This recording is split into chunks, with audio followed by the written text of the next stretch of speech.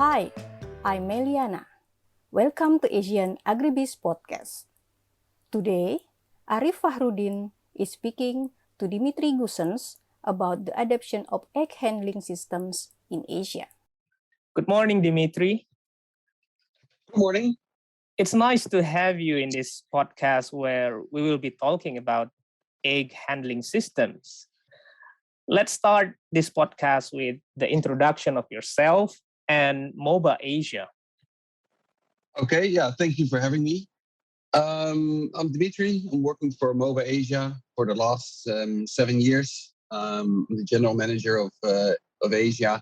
And from our hub in Kuala Lumpur, we sell and service Moba egg graders and processing equipment for the egg industry. We've got a team of about 20 technicians here, a warehouse where we send the spare parts from, and together with our distribution network in Asia, we service the entire region. Okay, let's roll. This is what we observe. Although egg is the cheapest animal protein and its consumption continues to increase in Southeast Asia and South Asia, the uptake of egg handling systems in these regions is relatively slow. Do you agree? Why and why not? Yes, well, that's a good observation. I agree to a certain extent. There are areas in the world where it's gone a bit faster than the Southeast Asia, where they're a little bit further with automation. But overall, I think that we're pretty much on the right track over here. There's a steady growth in adoption of egg handling systems for many years already. And it actually looks like this trend will continue. I think with the recent pandemic, it has slowed down a little bit, but I expect that will pick up as soon as borders open and the economy starts growing again. The beauty, but also the challenge in Asia is that there's so much diversity in terms of culture and governance forms and influence on the industry, supply chains, and infrastructure that it's super difficult to see it as one region. So the adoption of egg handling systems vary widely from country to country, and in some cases even within countries. Indonesia is one of those nice examples where in certain parts of the country there are quite a few egg graders, but in other parts they sell the eggs in a different way. So the need for egg graders is less over there.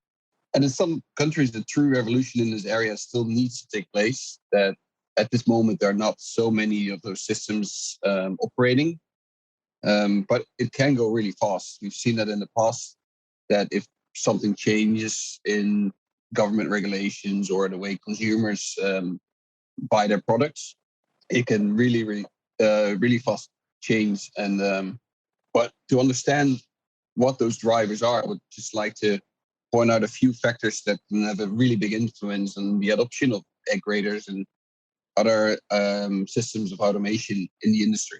So one of the most important ones is the consumption habits of the end consumers, especially as countries develop economically and the middle class becomes larger. The demands of the consumers they change. The way they look at food changes. The money they spend on food, the quality they seek changes a lot. And when that happens, then will become very interesting for egg producers to create brands and have different types of eggs to offer to the market. So the egg grading system, they can help with that branding. I'll come back to that later, but that's one of the main drivers is the end consumer. Together with that end consumer is the uptake of large retailers. When large supermarkets, hotel chains, and restaurants are opening in the country, they tend to seek for consistency in volume and quality. In general, retailers are interested in dealing with only a limited number of suppliers to fulfill their needs. So large retailers will search for large producers who can be very consistent. The egg grading system will help fulfilling that. Farm size is very important. As soon as farm grow and have more than 1 million eggs, you see that they will get a little bit challenge. Yeah, they'll face challenges in the logistics. In Asia, in Southeast Asia, that is a trend. Especially, I've been in a seminar lately where they talked about Thailand and Malaysia. Smaller farms are actually disappearing, and the large farms are getting even larger. And when a farm gets really large, then also the need for automation is higher. It's just difficult to control with human labor to get all this logistic process in the right way. Another one is availability and cost of human labor. That can be a component. We see that a lot in the Western world where labor is very expensive. Southeast Asia, this is up to now still one of those factors that didn't really accommodate the uptake of the egg grading system because human labor is still widely available in this area. COVID-19 pandemic has changed a little bit how people look at this. Another one is the government regulations. The governments and local governments have a really big say in how food needs to be processed, what the rules are, how food can be marketed. So as soon as the government changes the regulations, egg producers will need to follow. And if the regulations are stricter, then it is possible that that the need for automation is higher. One of those things could be to have more traceability. We've seen that in some, not so much in Southeast Asia at the moment, but in other countries in Asia. This has happened in the last few years that there was a more need for traceability. And this can be, the traceability can be driven by retailers, but also governments, especially in markets where more than one egg sort is present. For instance, in markets where cage-free eggs and free-range eggs have become quite a substantial percentage of the sales, there's more need for traceability, and then you see that people will invest in automated systems. I've been following the few industry seminars and news articles lately, and these talks have started in Southeast Asia as well about cage-free production. If that really takes off in the next few years, then you'll definitely see that people will be more interested in automated systems just to have the transparency and traceability. Okay, interesting explanation. So we cannot generalize about the uptake of egg handling systems, right, in this region, but look at it in details per country or even per area within a country, like you said. I also agree with the market drivers you explained, changing lifestyle, retailers, farm size, and labor costs. And the most important thing is a government regulation. When a government says we must change, industry players must follow. Exactly, and in none of the countries all those drivers are the same, so the outcome is also not always the same. And the level of automation therefore differs in every country, even between Thailand and Malaysia, between Singapore and Malaysia, between Indonesia and the other countries. So, yeah. Okay, what kind of initiatives has Moba taken to raise awareness of the value potential and increase the uptake of egg handling systems? From our side, we aim to have contact with the egg producers as much as possible through multiple channels. Very old-fashioned ones like the good old trade shows, seminars, face-to-face contact, but also newer ones like social media. Existing customers, we also do assessments of their production facility to see how to make more and make them more efficient. What we also try to do is we connect producers from various countries. And when our customers when you come to our head office, we try to show them overseas what the egg rooms look like and what kind of automation they use. I think there's an important role for us as a company to guide the egg producers that invest in these systems for the first time to make sure they have all the knowledge they can possibly get and that they can make the correct decisions for their business. And then what kind of collaborations can egg industry stakeholders embark on to help increase the uptake of egg handling systems? Well, we just talked about those market drivers. So you're really dependent on those. But the other stakeholders in the in the market. I think if we all focus on having one common goal, and that is to produce the best quality eggs as possible, to market the best quality eggs, having a safe, accessible, and delicious product.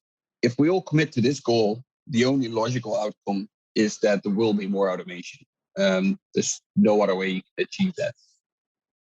I totally agree with you. So now, from your observation, which countries in Southeast Asia and South Asia present high uptake of egg handling systems, and what lessons can you share with producers in other countries in the region? I just I mentioned a few countries and said that there are different levels of automation. But before I go into the countries, I'd like to distinguish a few tiers of automation. So traditionally, you can say that, okay, the first tier of automation is usually the egg grader or the farm packer and egg breaker and liquid egg pasteurizers the egg producers purchase. So that's a really mechanical way of automating your business. The second tier would be the visual and acoustic detection systems to check the quality of the egg. And after that, there's further automatic handling for robotic case packing and palletizing, which is then a third level of automation.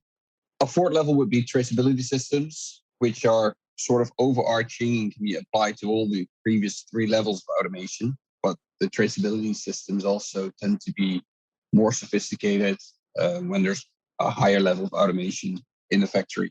So if we look at the countries, Malaysia, Singapore, and Thailand are the first three that come into mind in this region, where they already have a lot of egg graders installed. A high percentage of the eggs is actually graded automatically. And some of them are really, they have state-of-the-art visual and acoustic detection system for measuring egg quality. And they are already stepping over to the second level of automation. Next to that, Philippines and Vietnam, they have made huge progress too, and are really active in adopting egg grading systems and converting their operations from almost completely manual labor to a form of automation. Then lastly, Indonesia, India, Myanmar, and Cambodia actually also showed great potential in making a leap forward. But I must say that the COVID-19 situation has definitely had some negative effect on this and paused this development somewhat, which is really a pity to see that these countries have economically taken quite a hard hit during the pandemic. The result was also low egg prices and a difficult climate to make large investments. But I think for most of these countries, when the COVID pandemic is over, there's still large potential. It's not a question, a big leap in automation will take place in these countries, but when will it happen? Will it be in a year or maybe in 5 years? That I'm not sure. But coming back to the main question, you asked me about which lessons I can share with producers. My message would be as follows. The main purpose of egg handling systems on actually all three levels of automation that I've just mentioned is not only to reduce labor. I mean, it can reduce the need for human labor, but that's not the only goal. But traditionally, that is how people look at it, that you buy systems just to replace humans. But a far more important reason to invest in egg handling equipment is that it can increase the quality of the eggs that you market and the consistency of the quality in which you can achieve that day in, day out. Egg handling systems not only increase efficiency by reducing labor, but can also help to sanitize the eggs, reduce the risk of salmonella and E. coli on the shells, resulting in an increase of food safety. When it comes to quality control of the eggs, we are at a point in time where automation, especially in combination with machine learning or artificial intelligence, can outperform humans. The vision-based and the acoustic systems that can detect dirt on the shell, blood spots in the egg, cracks in the shell, and even measure the shell strength level at speeds that are impossible for a human to match. So the way these systems help egg producers market the best quality eggs and create high quality and reliable brands, adding value to the product, which in turn results in higher margins for the producer. But that's not all. ultimately, the automated systems can also help out as a tool to become more efficient on the farm level and reduce waste. Every egg that is unmarketable because it's cracked too much, too dirty, etc. It's a huge waste of money and other resources that have been put into it. It goes lots of money in creating an egg, water, feed, vitamins, vaccines. So every egg that you can save, that's of huge value. And also using the automated systems will generate enormous amount of useful data. So for every egg you would put over one of those systems, and let's say you have an egg, a million eggs on the farm per day, that's 365 million eggs a year, that will have lots and lots of data. So if you can collect the data and analyze it and make the data to use that you can find areas to improve, only a few percent point more eggs that you can put to the market can really save millions in a yearly basis. So I think that is just to wrap it all up, that's the most important thing about automatic systems, is that it has a big value to your business in the way you market your eggs, save a lot of costs because of your better egg output. Well, I learned from you that egg quality, consistency, efficiency, and food safety are the key benefits of adopting egg handling systems. Dimitri, we know that there are small, medium, and big scale egg producers. Are the egg handling systems available according to their production capacities? Absolutely. There's for almost every size farm, there is something you can do. The systems that we offer, they usually start about 20,000 eggs an hour up to 250,000 eggs per hour. And within that range, they're fully customizable. So you can start with very basic machines and you can adopt certain levels of automation as you go.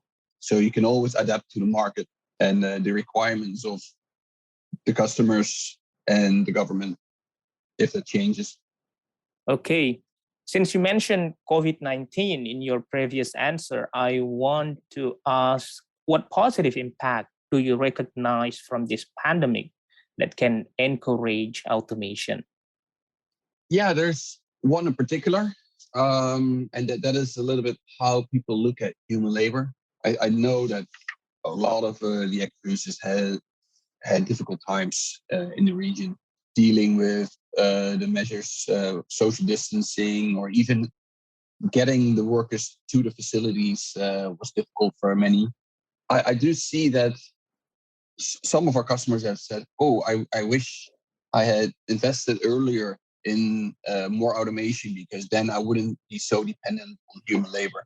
Human labor is always seen as very reliable because it can't break down and it doesn't require much maintenance like a robot would do. But there are also downsides to human labor, and especially during this pandemic, these things came to the surface. I had an example that's not Southeast Asia, but this was Australia, where producers said to me, "Hey, I always relied on foreign workers, backpackers, for instance, that did a lot of work at my facility, and I need more robots now because I can't get foreign workers in anymore." So they are really replacing that with a higher level of automation. So, and he said, if I had knew this scenario, I would have invested in this way earlier. And in that respect, automation can also provide a lot of security to the business because you're less dependent on humans. And I think that is what people see now. Okay. Do you have other things to add before we end this podcast? No, I want to thank you for the invite and thank you for your time. And that's it. Yeah, I believe our audience and egg producers out there can learn a lot from your explanation in this podcast. And thank you very much, Dimitri, for sharing your thoughts in this podcast. Yeah, the only thing I would like to add is that if anyone ever has any questions about how to automate their facilities, if they want to talk about trends in the industry, they can always leave a message for me and I'll get back to them and happy to talk to everyone. Perfect. Thank you for listening to another Asian Agribiz podcast. Don't forget to subscribe to this show on Spotify, Apple Music, or wherever you get your podcasts.